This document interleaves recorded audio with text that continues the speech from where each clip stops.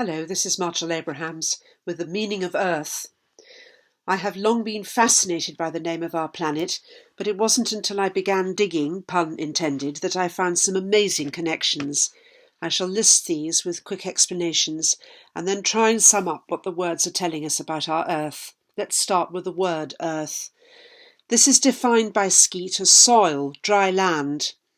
Our home planet is also Earth, in a less formal way of looking at it, the home or temple. E is Sumerian for home or temple, which bears or supports. In German, das Erde is used for the planet, but in composite nouns such as der Erdapfel, which is a potato, it loses its final E. An anagram of Erd, ERD, is red, and red is the lowest vibration, the source of all. Red used to be pronounced reed, and as we will see, rod and rood are also connected. Skeet says that the word yard, an enclosed space outside a building, is cognate, related. A yard is also a measurement of 3 feet, tripod in other words. The Welsh-British for foot is ped, linguistically speaking the same. A yard is defined by Skeet as a rod, an English measure of 36 inches, or a crossbeam on a mast for spreading square sails.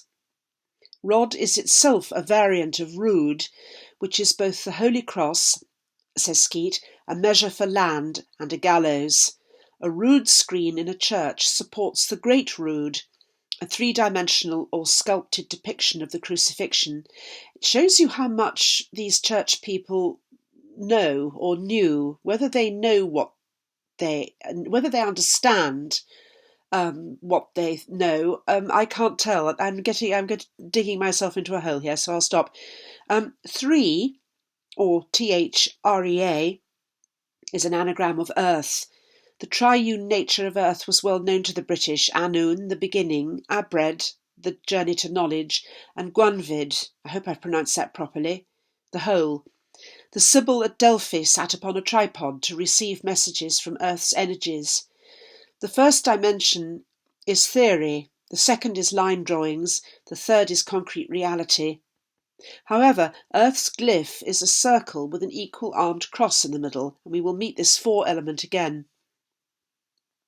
Yard is also Welsh for yard, while yard is wand, rod or staff.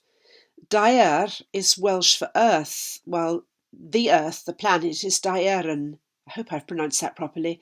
It is very close to the English word dear, precious or valuable, costly, expensive, glorious, noble, loved, beloved, regarded with affection, and dear is intriguingly said to have no known origin.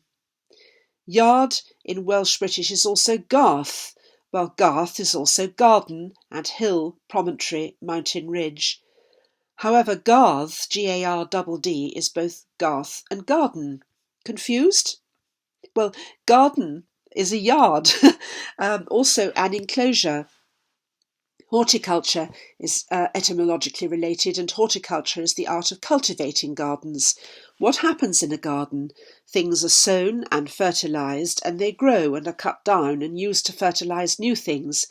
A never-ending cycle of rebirth, in fact the very nature of Earth, and celebrated in different ways since time began. If Earth's nature is triune, though, why do pedwar and pedair have nothing to do with feet, but both mean 4? Could this fourth, if it is a foot, could this 4th foot be the axle round which Earth turns? This is highly significant for Troy-related words, since Troy is in itself related to 3, tree, true, tower, and so on. The Troad, either in Logres or Anatolia, is where Troy was.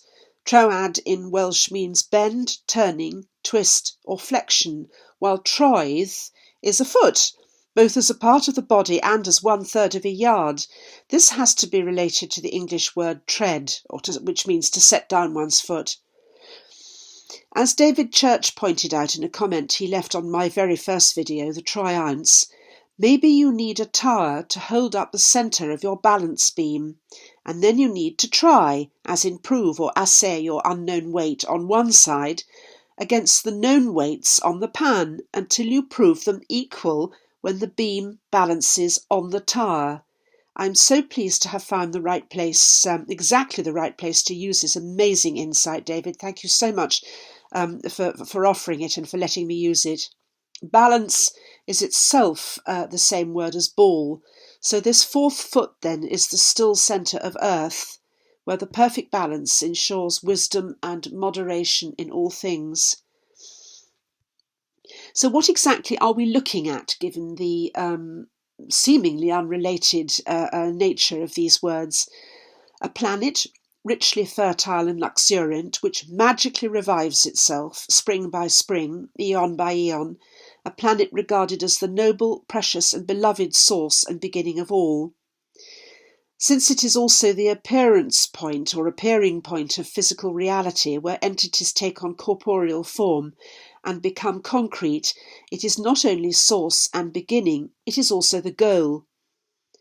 It's a planet which sees and hears, and therefore imparts what it sees and hears to its psychics and prophets in vibrations, who knows? A planet to which Christ can be said to belong in the most profound fashion, a planet whose very nature foretold his existence and his coming, and therefore his coming again. 4 and 3 make 7, and 7 is the number of service. A cross through a 7 is a sad sight. It negates this noble sense of service, which is Earth's gift to us. So there's an answer to the meaning of Earth. Thank you very much for listening, and I'll see you again next time. Goodbye.